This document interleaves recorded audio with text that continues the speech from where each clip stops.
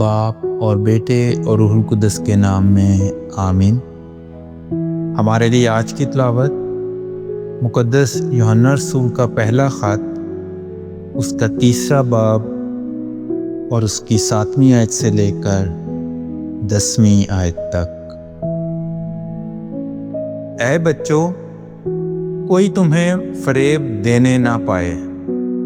جو کوئی صداقت پر عمل کرتا ہے وہ صادق ہے، جیسے کہ وہ صادق ہے۔ جو کوئی گناہ کرتا ہے وہ شیطان کا ہے، کیونکہ شیطان شروع ہی سے گناہ کرتا آیا ہے۔ خدا کا بیٹا اسی لیے ظاہر ہوا تھا کہ شیطان کے کاموں کو نیست کرے۔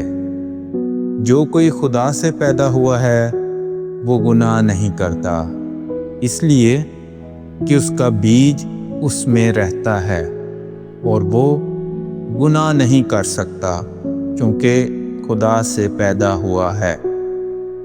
اسی سے خدا کے فرزندوں اور شیطان کے فرزندوں میں امتیاز ہوتا ہے۔ جو کوئی صداقت پر عمل نہیں کرتا وہ خدا سے نہیں، اور وہ بھی نہیں جو اپنے بھائی سے محبت نہیں رکھتا۔